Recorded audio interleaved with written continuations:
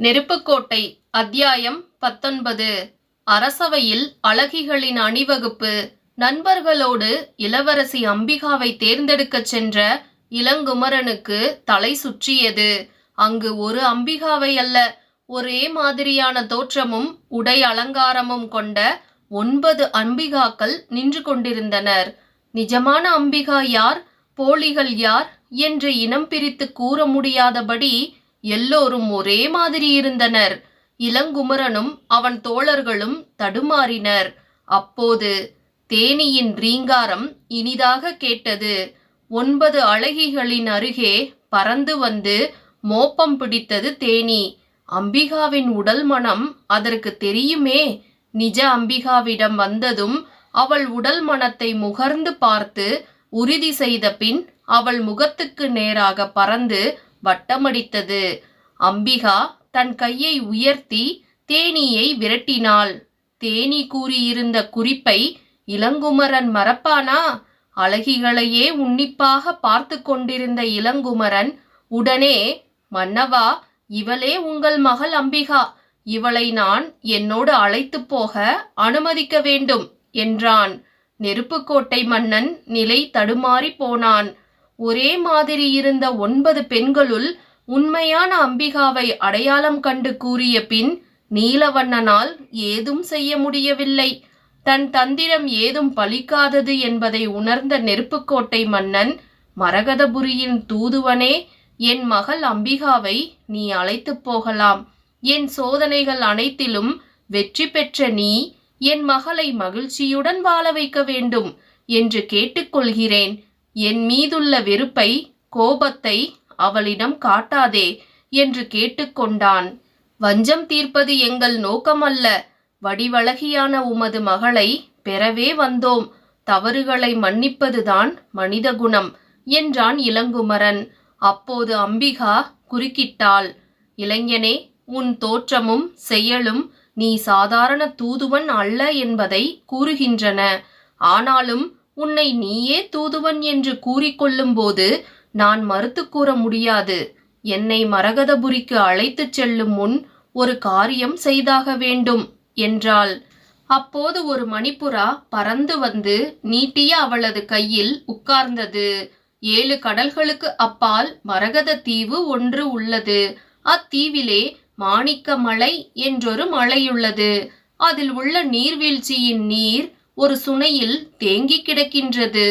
இறந்தவர்களை உயிர்ப்பிக்கும், வெட்டுண்ட உடல்களை ஒன்று சேர்க்கும் அதிசய குணம் படைத்தது அந்த புனித நீர்.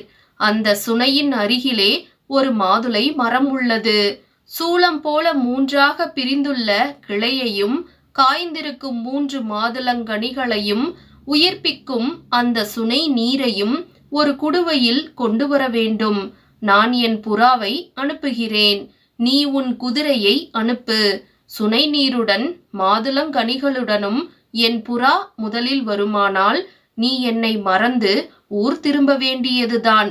உன் குதிரை அவற்றை முதலில் கொண்டு வருமானால் நான் உன்னோடு வருவேன். நீ எங்கு அழைத்துச் சென்றாலும் வருவேன் என்றாள். சாமி வரம் கொடுத்தாலும் பூசாரி வரம் தர வேண்டும் என்பது போல நெருப்புக்கோட்டை மன்னனை வெற்றி கொண்டும் நமக்கு தொல்லை நீங்கவில்லையே என்று வேதனைப்பட்டான் இளங்குமரன். அவனது மனச்சோர்வை கண்ட அம்பிகா மனதுக்குள் சிரித்தாள். உண்மையில் அவளுக்கு இளங்குமரன் மீது காதல் ஏற்பட்டிருந்தது. யாரோ ஒருவருக்காக தன்னை வெற்றி கொண்டு போவதை அவள் விரும்பவில்லை. அவனுக்கே தான் மனைவியாக வேண்டும் என்று அவள் விரும்பினாள். அவன் உண்மையில் தூதுவன் அல்ல என்று ஏதோ ஒரு உணர்வு அவள் உள்ளத்தில் ஏற்பட்டிருந்தது. வாலிபரே, தயக்கம் வேண்டாம். இந்த சோதனையில் உமக்கும் எமக்கும் நன்மையே விளையும் என்றாள் அம்பிகா. பலனை எதிர்பார்த்து நான் எதையும் செய்வதில்லை. கடமையாக கருதியே காரியங்களை செய்பவன் என்று கூறியபடி தன் நண்பன் மின்னல் வீரனின் உடலை தடவி கொடுத்து, தோழா, எனக்கு பல விதங்களில் உதவியிருக்கிறாய். இப்போதும் உதவுவாய் என்று நம்புகிறேன் என்றான். கம்பீரமாக கனைத்து சிலிர்த்தபடி புறப்பட்டான் மின்னல் வீரன். படபடவென்று சிறகடித்து பறந்தது மணிப்புறா. குதிரையும் புறாவும் போட்டி போட்டு உயர உயர மேல்வானத்தை முட்டும்படி பறந்தாலும் புறா சிறிதாக லேசாக இருந்ததனால் மின்னல் வீரனை வெற்றி கொண்டு முன்னால் சென்றது. எஜமானி குறிப்பிட்ட தீவை அடைந்து மாதளங்கனிகளையும் உயிர்ப்பிக்கும் சுனை நீரையும் எடுத்து விரைவாக திரும்பியது. திரும்பும் வழியில் மின்னல் வீரனை மணிப்புறா சந்தித்தது.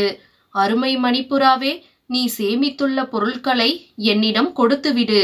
நான் போய் அவற்றை சேகரித்து திரும்பும் முன் நீ முதலில் உன் எஜமானியிடம் போய்விடுவாய். அதனால் என் எஜமானருக்கு ஆபத்து. நீ பின்தங்கி வா. அதனால் நம் இருவருக்குமே நன்மை உண்டு. உன் எஜமானி என் எஜமானருடன் வருவாள். நீயும் உடன் வரலாம். கொண்டாயிப்படி என்று கேட்டது. மணிப்புறாவுக்கு அதில் விருப்பமில்லை. ஆனால் மின்னல் வீரன் அதன் சம்மதத்துக்காக காத்திருக்கவில்லை.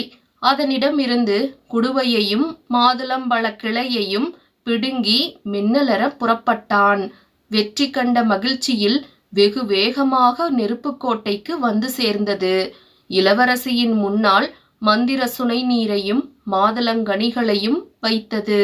இளங்குமரனுக்கு மகிழ்ச்சியான மகிழ்ச்சி. மின்னல் வீரனின் பட்டுக்கழுத்தை அணைத்து முத்தமிட்டான். தொங்கிய தலையுடன் வந்தது மணிப்புறா. உன்னை நம்பி நான் சோதனை வைத்ததற்கு நீ என்னை ஏமாற்றி விட்டாய். உன் மீது குற்றமில்லை. இனி நான் என் தந்தையின் பராமரிப்பில் இருக்கக்கூடாது என்பது விதியின் முடிவாக இருக்கும்போது உன்னால் என்ன செய்ய முடியும்? நீ ஒரு காரியம் செய். மரகதபுரிக்கு பறந்து போய் எங்கள் வரவை முன்னதாக அறிவி என்று மணிப்புறாவுக்கு விடை கொடுத்தாள் அம்பிகா. பின் தந்தையின் பக்கம் திரும்பி, அப்பா, என்னை கருவியாக்கி பல தேசத்து ராஜகுமாரர்களை சிறையில் அடைத்து வைத்தீர்களே, அவர்களை எல்லாம் விடுதலை செய்து அனுப்புங்கள். அப்போதுதான் என் வாழ்க்கை நல்லபடியாக அமையும். நான் வருகிறேன் என்று இளங்குமரனுடன் புறப்பட்டாள். இளங்குமரனும் அவன் தோழர்கள் ஐவரும் நெருப்புக்கோட்டையை விட்டு இளவரசியுடன் புறப்பட்டனர்.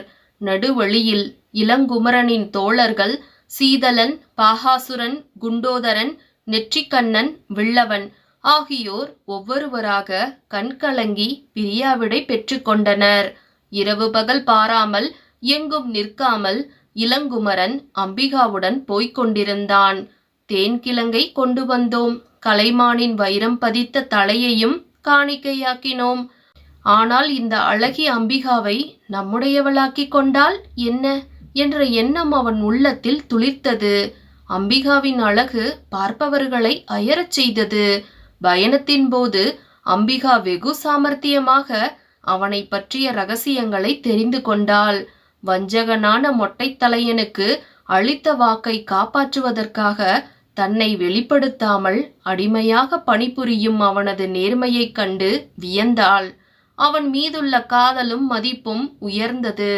மணிப்புறா முன்னதாக சென்று நெருப்புக்கோட்டை மன்னன் நீலவண்ணனின் அழகு மகள் அம்பிகாவுடன் அடிமை இளங்குமரன் வந்து கொண்டிருக்கும் தகவலை அறிவிக்கவே அத்தனை பேரும் ஆவலுடன் அவர்கள் வருகையை எதிர்பார்த்து காத்திருந்தனர்.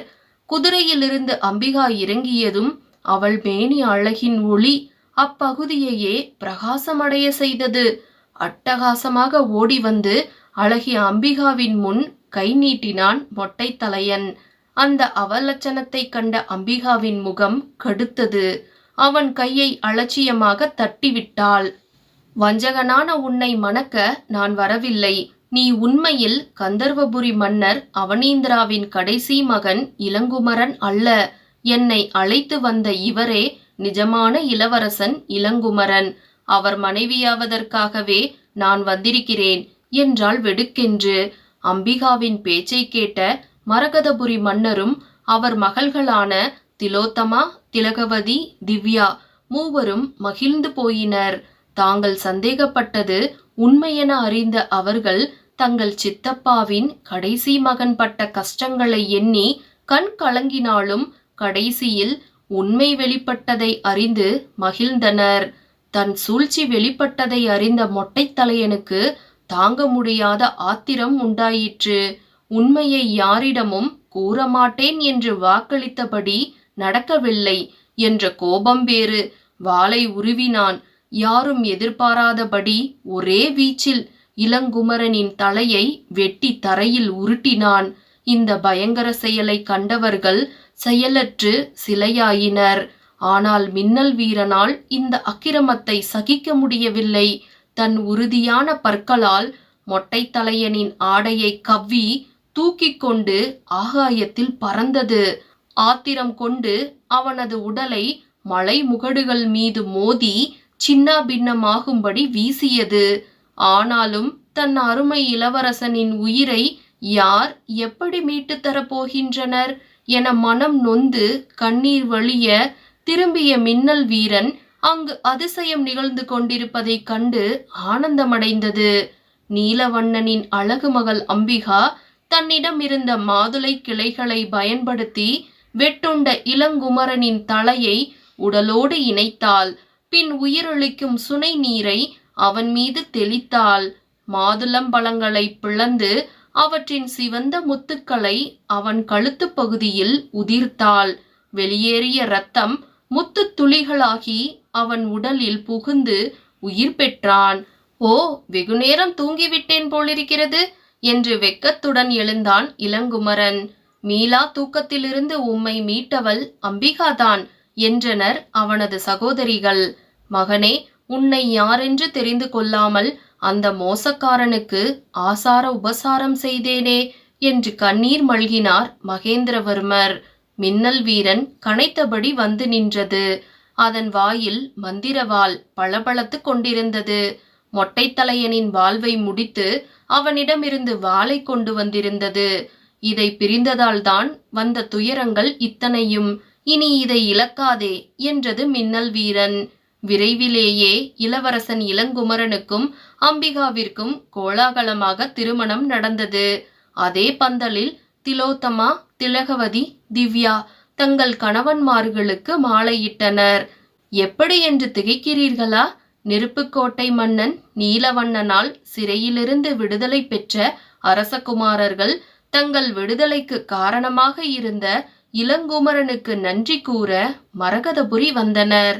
அங்கு மகேந்திரவர்மருடைய பெண்களின் அழகில் உள்ளத்தை பறிகொடுத்தனர்.